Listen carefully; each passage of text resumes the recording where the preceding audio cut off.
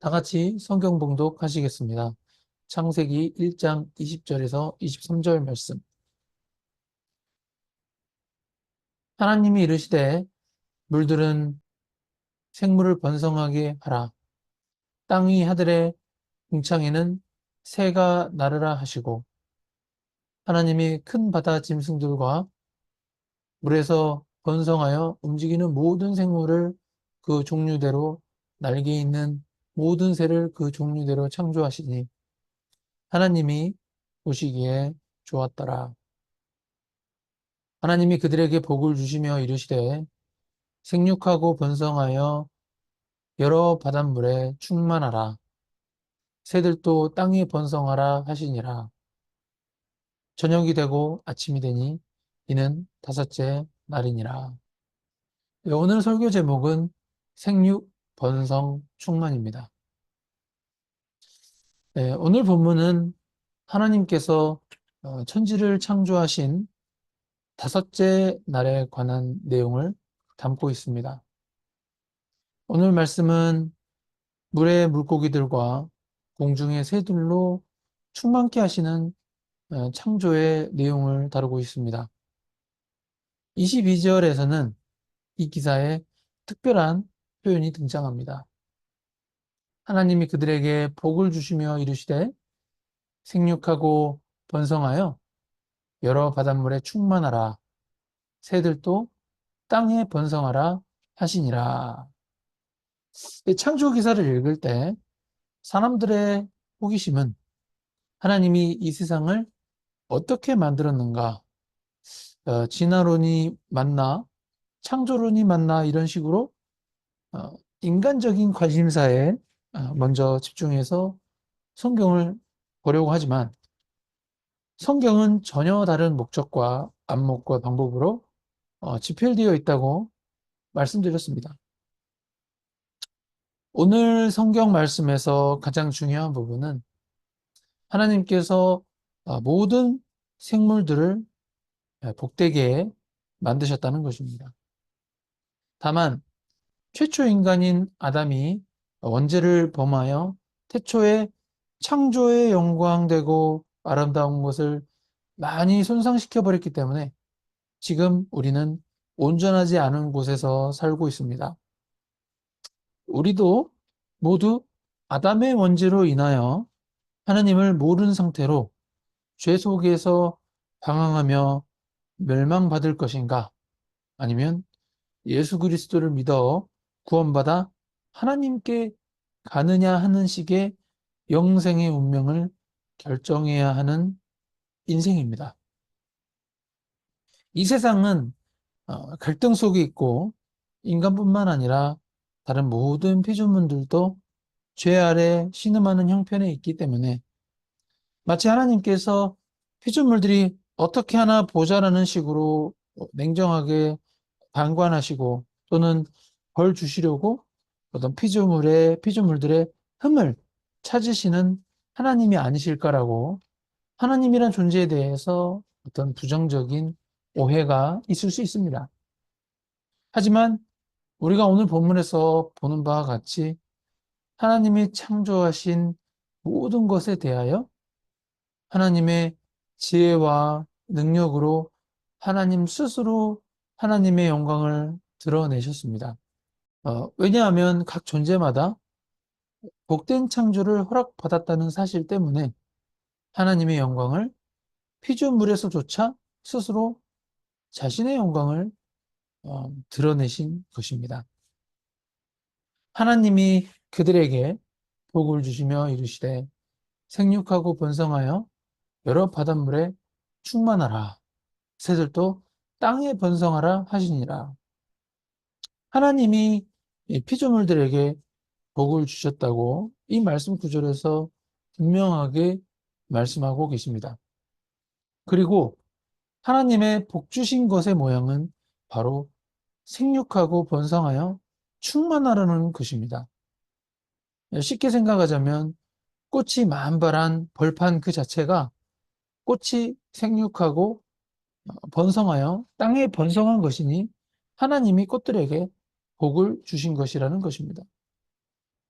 그리고 가을에 온 산을 물들인 어떤 단풍과 같이 생육하고 번성하여 땅에 번성한 것이 그 충만한 상태로서 바로 하나님이 단풍에게 복을 주신 것이라는 것입니다. 결국 하나님의 창조의 영광과 능력과 복주심은 모든 피조물들에게 생육하고 번성하여 충만하도록 하나님이 복을 주셔서 창조했다라고 얘기할 수 있는 것입니다. 이런 일들은 성경에서 상당히 중요한 강조이고 성경이 우리에게 가르치려고 하는 내용인 것을 알 수 있습니다. 민수기 6장 22절에서 27절 말씀 다 같이 읽겠습니다. 여호와께서 모세에게 말씀하여 이르시되 아론과 그의 아들들에게 말하여 이르기를 너희는 이스라엘 자손을 위하여 이렇게 축복하여 이르되 여호와는 내게 복을 주시고 너를 지키시기를 원하며 여호와는 그의 얼굴을 내게 비추사 은혜 베푸시기를 원하며 여호와는 그 얼굴을 내게로 향하여 드사 평강 주시기를 원하노라 할지니라 하라. 그들은 이같이 내 이름으로 이스라엘 자손에게 축복할지니 내가 그들에게 복을 주리라. 아멘. 네. 어떻게 하면 복을 받는다. 어떻게 하면 벌을 받는다와 같은 특정 조건들과 연결시키지 않고 하나님은 우리를 향하여 복 주시기를 기뻐하십니다. 하나님은 어떻게 해서든지 복을 주시려는 분이라서 방금 전에 읽은 민수기 말씀처럼 제사장들로 하여금 이스라엘 백성을 축복하라고 하나님께서 직접 모세에게 말씀하고 계십니다. 지금 이 시점은 애굽에서 보았던 10가지 재앙과 하나님의 크신 이적으로 홍해를 가르고 광야에서 이스라엘 백성들에게 만나를 먹이시고 반석에서 물이 나와서 물을 마시게 하시고 이스라엘 백성들을 시내산에 이르게 하셔서 하나님의 율법을 주는 장면입니다. 하나님께서 이스라엘이 지켜야 할 법들과 제사법들을 제정하셨는데 이런 율법들이 우리에게 무슨 책임이나 조건으로 하나님의 복을 제시하신 것이 아니라는 것입니다. 무슨 책임이나 조건이 부여되기 이전에 이스라엘 백성은 하나님의 복을 받고 하나님의 기뻐하심을 입는 복된 길과 하나님의 인도하심으로써 율법이 제정되고 있다는 것을 성경이 가르치고 있는 것입니다. 우리가 우리 자녀들을 가르쳐 보면은 자녀들이 가장 헷갈려하는 것이 부모가 자녀들에게 너무 많은 제재나 제한을 가한다고 생각하는 것입니다. 예를 들어 집에 일찍 들어와라. 일찍 자야 한다. 밥은 천천히 꼭 씹어 먹어야 하고 책을 읽거나 컴퓨터, 핸드폰 등을 할 때 좋은 자세를 해야 한다 등 이런 것들을 부모들이 자녀들에게 가르치는 것이지 자녀들을 제한하는 것이 아니라는 것입니다. 근데 왜 이렇게 부모들이 이런 가르침을 줄까요? 우리 자녀들의 어떤 실제적인 복을 위해서 부모로서 그러한 가르침을 자녀들에게 주는 것입니다. 듣는 사람은 이게 잔소리로 들릴 수 있지만 부모의 마음은 어떤 잔소리가 아닌 사랑의 가르침인 것이죠. 사람은 사람다워야 합니다. 사람이 사람다워야 한다는 것은 어떤 자녀의 말버릇, 자녀의 사고방식, 행동 양식 등 그리고 무엇보다도 인격의 깊이 등을 다듬는 것 이런 모든 면에 걸쳐서 부모의 가르침과 양육이 필요하기 때문에 우리는 우리 자녀에게 쓴소리를 하는 것입니다. 그러나 자녀들은 그런 부분을 제대로 이해하지 못하고 부모를 100% 믿지도 않습니다. 저 어렸을 때도 저의 부모의 쓴소리가 100% 이해가 되지 않았던 적이 많았습니다. 경우에 따라서는 부모가 없으면 좋겠다라고 생각도 할 수 있습니다. 아버지의 하나님의 자녀된 우리 또한 하나님의 자녀인지라 이런 자녀 수준의 생각밖에 못하는 것입니다. 그래서 우리 모든 인간은 하나님에 대하여 하나님께서 우리에게 제시하시고 명령하시는 이 복된 길들을 외면하는 것이죠. 그리고 그 외면은 바로 우리의 죄성으로 인해 발생하는 것입니다. 아버지의 눈높이가 아닌 자녀의 눈높이 정도의 사고 수준이라서 무엇이 진정한 복인지 모른다는 것입니다. 우리 부모들은 부모가 자녀를 사랑한다는 것을 알리기 위해서 자녀가 해달라는 것을 거의 다 해주려고 합니다. 자녀가 먹고 싶은 거 다 사주고 싶어 합니다. 초등학교 6학년인 제 아들이 어, 컴퓨터 게임만 주구장창 하다가 이렇게 며칠 전에 밤 10시쯤에 책상에서 고개를 쳐박고 이게 막 영어 공책에 막 무엇을 열심히 쓰고 있는 것입니다. 평소에 저는 자녀에게 공부하란 말을 안 합니다. 그런데 밤 늦은 시간에 고개를 왜 그렇게 쳐박고 있나 가까이 가서 봤더니 영어 단어를 막 영어 공책에 뻑뻑뻑 쓰고 있어요.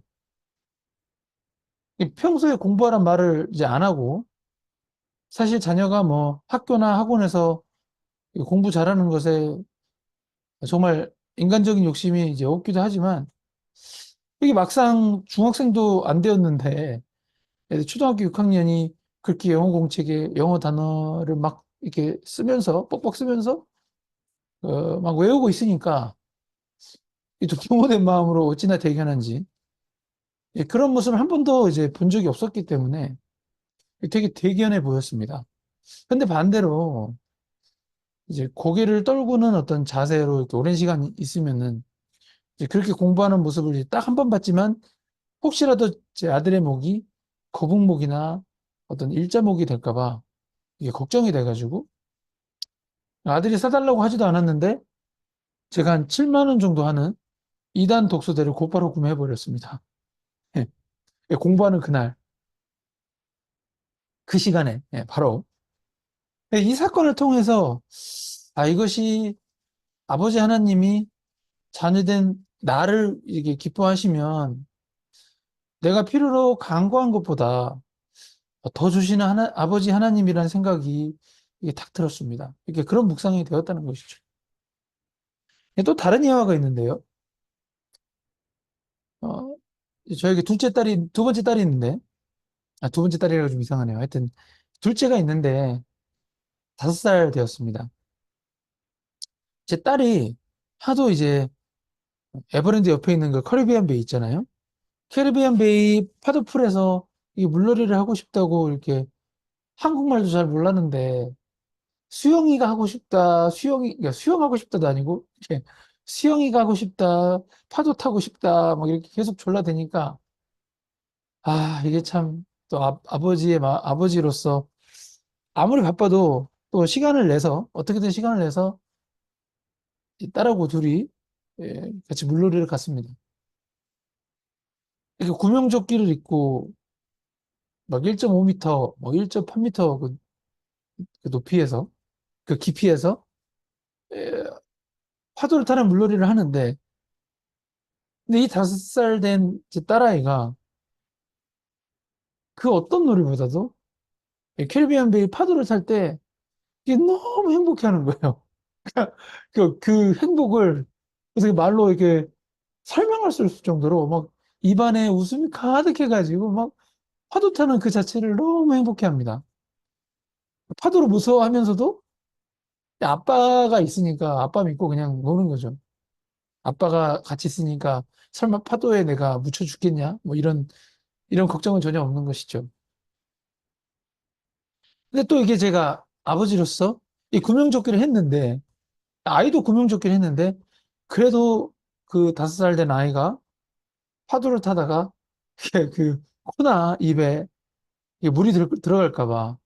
예, 제가 그 물을 코나 입에 들어가지 않게 하려고, 물론 인공 파도지만 파도가 밀려올 때마다 아이를 막 하늘 높이 들어 올리고 저는 물속에 고개를 툭 쳐박는 것을 한 이제 캐리비안 베이에서 2시간 가량 했습니다.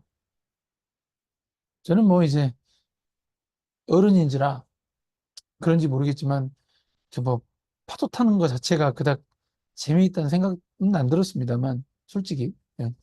이게 5살 딸아이가 파도 타는 걸 너무 좋아하고 이렇게 너무 행복해하는 그 얼굴 표정과 그 웃음소리 그 자체 그 순간 그 타임 그 순간이 그냥 저는 행복한 거예요. 아 그러면서 순간 아 하나님이 나의 아버지 되시고 내가 이 세상에서 이렇게 살아갈 때 항상 기뻐하고 쉬지 않고 기도하고 이렇게 범사에 감사를 하면은 저의 인간으로서 그러니까 인간 아버지로서 제 5살 된 딸아이가 그렇게 웃고 즐기며 행복해하는 그 모습 자체에 어떤 인간 아버지로서의 기쁨을 누리듯 우리 아버지 하나님이 나로 인해 이렇게 내가 누리는 것에 대해서 아버지의 기쁨을 누리시겠구나 라는 생각이 캐리비안 베이에서 5살 된 딸아이와 놀면서 계속해서 그 파도 안에서 아버지 하나님을 묵상하게 되었습니다, 사실. 참, 파도 타기 하면서 하나님을 묵상하는 것도 저도 좀 처음 경험해 봤는데요. 예, 참, 네, 그렇습니다. 물론, 그 인간 아버지로서 제 자녀들을 향한 어떤 아버지로서의 기쁨과 어떤 자녀를 생각한다는 것은 아버지 하나님만큼은 아니겠지만 어쨌든 자녀를 생각하는 아버지의 마음이 아, 이런 거구나 라는 묵상을 하게 되었다는 것이지요. 자녀가 해달라는 것을 해주지만 심지어 자녀가 해달라고 하지 않아도 아버지의 관점에서 자녀에게 필요한 것이 보이면 아버지는 자녀가 요청하지 않아도 자녀에게 필요해 보이는 것까지도 마련하는 것이 아버지라는 것입니다. 그리고 아버지가 공급해 주는 것을 가지고 자녀가 누리며 사용하고 만족해하며 기뻐하는 모습을 아버지가 볼 때 아버지는 그런 자녀의 모습 그 자체를 사랑하며 아버지로서 기쁨이 충만해지는 것입니다. 그런데 그런 자녀들이 또 반대로 아버지에게 뭐라고 대꾸해요? 나 안 먹어. 네. 그딴 거 필요 없어. 나 필요한 거 없다고. 아, 자꾸 잔소리하지 마세요. 와 같은 이렇게 무례한 말들을 예, 사랑하는 자녀가 아버지에게 한다는 것입니다. 반면 자녀의 입장에서는 자식 스스로가 자신의 부모가 자신을 위해서 은혜를 베풀어 주시고 자기를 위한다는 것을 이렇게 깨달을 때가 오는데 이제 그때는 그 자식이 철이 들었다라고 이렇게 표현을 합니다. 저도 어렸을 때는 몰랐는데 이게 나이를 먹으면서 갑자기 어느 순간 부모님이 자녀인 저에게 왜 그러 하셨는지 이해가 되는 순간이 갑자기 한꺼번에 확 밀려올 때가 있었습니다. 그 한 20대쯤에 그런 게 있었는데 그러한 부모님의 사랑에 보답해 드리지 못해서 항상 마음 한켠에 되려 이게 죄송스러운 마음이 드는 것이죠. 결국 부모와 어떤 자녀의 관계에서 속을 썩이는 쪽은 사실은 부모가 더 많습니다. 물론 자녀 입장에서 부모의 쓴소리를 어떤 잔소리로 여겨서 자녀도 속을 썩는다라고 이렇게 표현할 수 있겠지만, 그러나 제가 부모가 되어 보니까 저희 부모님도 지난 수십 년간 저를 키우면서 얼마나 속을 썩으셨을까 생각을 해봅니다. 뭐 지금도 저 때문에 속을 썩으실 수도 있죠. 특히 제가 미국 로스쿨에 유학을 갔을 때 30대 중후반에 갔었는데 이 로스쿨 유학 자금이 이제 부족해가지고 막 미국에서 막 굶고 다니니까 이게 몸무게가 10kg 이상 빠졌을 때가 있었습니다. 이게 몸무게가 10kg 이상 빠진 모습으로 이제 저희 어머니께서 뭐 국제전화 통해서 제 얼굴을 볼 수 있으니까. 근데 그런 저의 모습을 보셨을 때 저희 친어머니는 이제 한국에서 저 모르게 이제 혼자서 우시면서 제가 이렇게 요청도 안 했는데 아들 통장에 막 이렇게 막 몇백만 원 이체해 주신 적도 있으셨습니다. 근데 이제 어머니께서 저에게 이체해 주신 뭐 그런 돈 부분을 떠나서 미국 로스쿨에서 고생하는 아들을 생각하시면서 그렇게 마음이 슬프고 짠한 마음이 가득 드셔가지고 한국에서 저를 생각하시면서 여러 날 많이 우셨다는 소식을 이제 제 아버지와 동생들을 통해서 듣게 되었습니다. 제가 30대 중후반에 미국 로스쿨 유학을 갔고 어머니는 60대이심에도 불구하고 그렇게 성인이 다 된 자녀 아들 때문에 마음을 졸이고 우셨던 것이죠. 그렇게 부모는 평생 자녀 때문에 자녀를 걱정하는 마음으로 이게 속을 썩는 것입니다. 성경에서 이를 묘사하는 것은 하나님이 모두 우리를 위하여 하나님은 우리를 외면하지 않으시고 그의 자녀를 포기할 수 없는 어떤 하나님의 절대적 사랑을 갖고 계신다고 증언하고 있습니다.